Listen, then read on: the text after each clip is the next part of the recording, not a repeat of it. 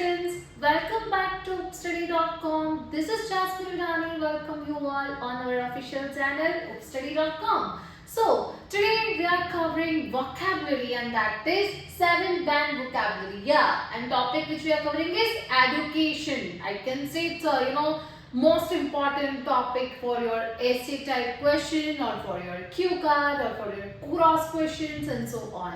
So let's get started with our first vocab. Our first vocab is pedagogy. Pedagogy का मतलब क्या होता है?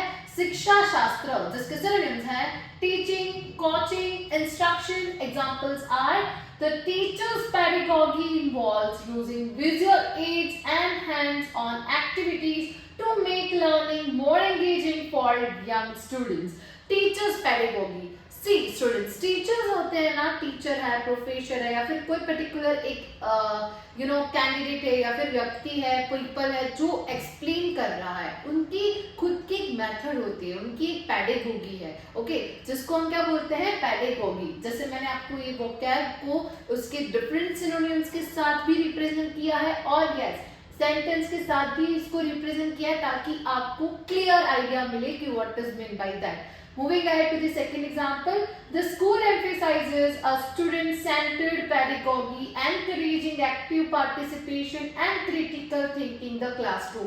कि अगर आपकी टीचर की पेडागोगी बहुत अच्छी होगी तो स्टूडेंट्स के लिए क्या अच्छा है उनके लिए कि भाई वो और ज्यादा एक्टिवली पार्टिसिपेट हो पाएंगे, और ज्यादा एंगेज हो पाएंगे, और ज्यादा क्रिटिकल थिंकिंग कर पाएंगे क्लासरूम के अंदर. Right, moving further with the next vocab. The next vocab is cognition, जिसका मतलब होता है ज्ञान, जिसके synonyms है understanding, knowledge, awareness. For example, cognitive development in children involves the gradual improvement of memory, problem solving skills and language abilities. Cognitive development, knowledge is like it's important in everybody's, it's I can say it's essential. Okay, सो क्या है कि cognitive development अगर children के अंदर slowly gradually knowledge develop होता है तो वो और ज्यादा प्रॉब्लम सॉल्विंग स्किल्स है, लैंग्वेज एबिलिटीज है, बहुत अच्छे से कर पाता है. सेकेंड,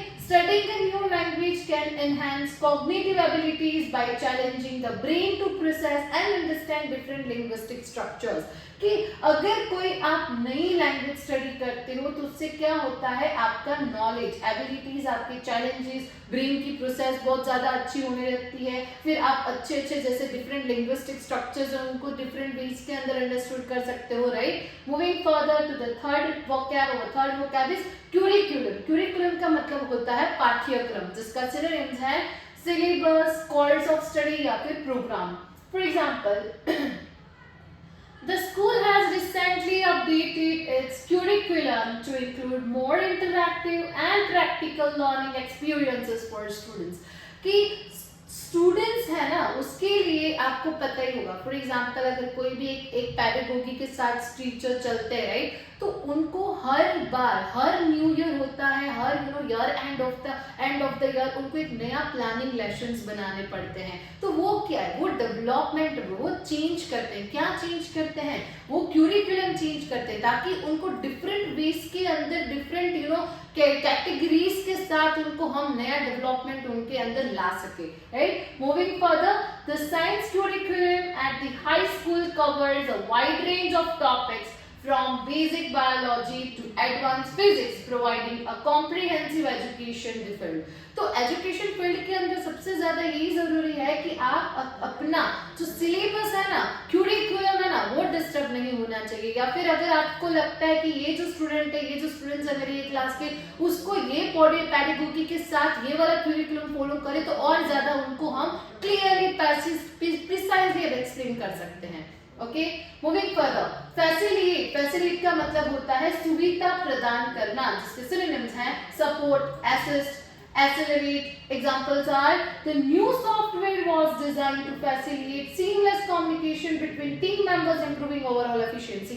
जिसका क्या मतलब है कि भाई नया सॉफ्टवेयर हम डिजाइन कर रहे हैं और फैसिलिटेट की कर रहे हैं सीमलेस कम्युनिकेशन किसके बीच में, टीम मेंबर्स के बीच में, और उनके इंप्रूवमेंट होने लगे overall. Moving further, the meeting room was arranged to facilitate collaboration within an open layout and plenty of space for group decisions. जिसका क्या मतलब होता है सॉरी या जिसका क्या मतलब होता है कि फैसिलिटेट, जिसका हम उसको क्या करते हैं और ज्यादा नई नई सुविधा, नए नए different varieties of scope provide करते हैं, ताकि अगर मुझे ये लगता है कि ये क्लासरूम का इंटीरियर इस वे के अंदर नहीं उस वे में होगा तो हम और ज्यादा अट्रैक्ट कर पाएंगे स्टूडेंट्स को, या फिर ये वाला जो प्रेजेंटेशन है इस वे के अंदर अगर दूसरे बेस के अंदर वो सिंपल हो तो वो उतना ज्यादा अट्रैक्शन नहीं आएगा, right. So this is depend upon the person, the way they use this word in a particular sentence. Moving further, assessment. Assessment का मतलब होता है मूल्यमापन, जिसके सिनोनिम्स हैं evaluation, examination and measurement. For example, the teacher conducted a comprehensive assessment to evaluate the students' understanding of the material. कि सब लोग डिफरेंट डिफरेंट वे के अंदर क्या करते हैं, असेसमेंट करते हैं, इवैल्यूएट करते हैं, क्या उनका सिलेबस हो, चाहे उनकी बुक्स हो, चाहे उनका प्लानिंग लेशंस हो and so on. Moving further, before starting the project, the team conducted a risk assessment to identify potential challenges and development mitigation strategies. कि भाई असेसमेंट करना बहुत ज्यादा जरूरी है। अगर आप IELTS के स्टूडेंट हो और आपको मॉक टेस्ट आप लेते हो, आप मॉक टेस्ट देते हो, तो डे 1 टू डे 15 तक आपको अपने सेल्फ को असेसमेंट करना चाहिए कि डे 15 के अंदर मेरे बैंड 3.5 थे और डे 15 के अंदर मेरे बैंड इंक्रीज हुए कितने तक, 6.5 तक। कैसे? तो आप असेसमेंट करोगे तो आपको क्लियर क्राइटेरिया पता चलेगा कि मैं कहाँ क्या मिस्टेक कर रहा था और क्या मिस्टेक मेरी ऑमिट हो चुकी है। Clear? Moving further, literacy. Literacy का मतलब होता है साक्षरता।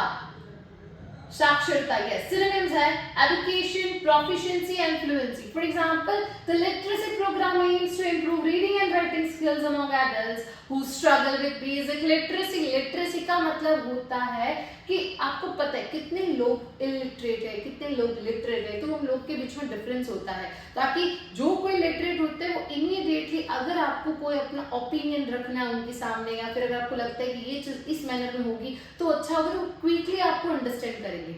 As compared to that person उनको थोड़ा टाइम लगेगा, right? In many countries, efforts are underway to promote digital literacy, ensuring people have the skill to navigate and use technology effectively. कि technology आप इफेक्टिवली यूज कर सकते हो। For example, अगर आप लिटरेट हो तो आप समझ पाओगे इस वे को इस मैनर में करेंगे तो और ज्यादा प्रोडक्टिव हम दे पाएंगे और ज्यादा प्रोडक्टिविटी होगी भी, right. Moving further, next is numeracy. Numeracy का मतलब होता है गणनाशीलता, जिसका सिनोनिम्स है numeric competence, numeric literacy, mathematical fluency. For example, numeracy skills are essential in everyday life, helping individuals manage finances, interpret data and make informed decisions. The workshop focused on enhancing numeracy among elementary school students using interactive activities to strengthen their mathematical abilities. कि आपको पता है कि mathematics है ना, that is also too much important life के अंदर, कि आपको अपनी मैथमेटिक्स स्किल भी बहुत ज़्यादा अच्छी होनी चाहिए, राइट। अगर आपको कोई एक पर्टिकुलर कोई चीज़ लेने जाते हो तो उसके अंदर आप अगर इतना पे करते हो, सामने आपको कोई अगर आपको नहीं पता चलता कि ये इतनी मनी के अंदर है ना, मुझे इतने मनी वापस मिलने चाहिए, तो कोई भी आपको है ना मतलब मैनिपुलेट कर सकता है, कोई भी आपको कम पैसे दे सकता है, तो राइट उसके अंदर आपको न्यूमरेसी भी बहुत ज़्यादा इम्पॉर्टेंट होती है। Okay, moving ahead, extra curricular. Extra curricular का मतलब होता है अनुशीलनात्मक, जिसके सिनोनिम्स हैं non academic, recredential and supplementary. Examples are they participates in various extracurricular activities including debate club and community service. कि वो दूसरे सारी एक्टिविटीज के अंदर बहुत ज्यादा पार्टिसिपेट करते हैं। फॉर एग्जांपल, आपको पता होगा apart from education there are extra curriculum activities, जहाँ पे आप अगर आपको लगता है मुझे ड्राइंग कंपटीशन के अंदर बहुत ज्यादा इंटरेस्ट है तो आप वो कर सकते हो। अपार्ट फ्रॉम स्पोर्ट्स के अंदर जा सकते हो। तो डिफरेंट एज पर डिफरेंट पीपल, उनकी डिफरेंट चॉइस होती है, डिफरेंट इंटरेस्ट होते हैं, तो वो उनकी बेस के अंदर एक्स्ट्रा करिकुलम एक्टिविटीज कर सकते हैं। Next, colleges often consider students' involvement in extracurricular activities when reviving application looking for well-rounded individuals.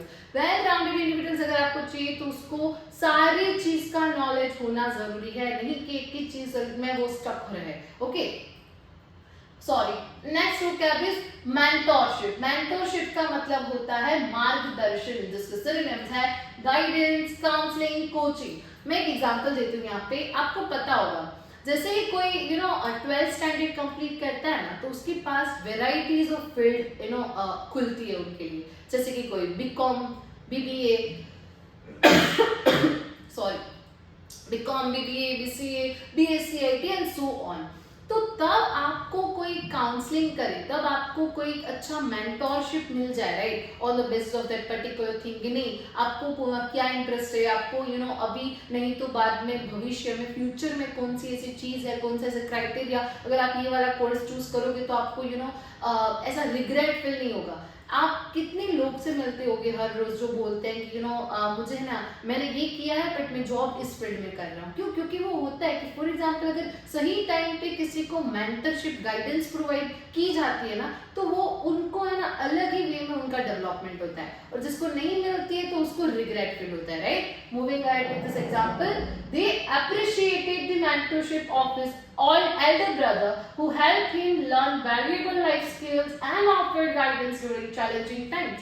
challenging time के अंदर अगर कोई एक चैलेंजिंग सिचुएशन आती है, टाइम आती है, तो आपको अगर किसी ने गाइड किया है कि नहीं अगर कोई भी सिचुएशन ऐसी है तो आपको इस वे के अंदर ये वाला टास्क कंप्लीट करना है, तो वो बहुत ज्यादा important thing, important way play करता है लाइफ में.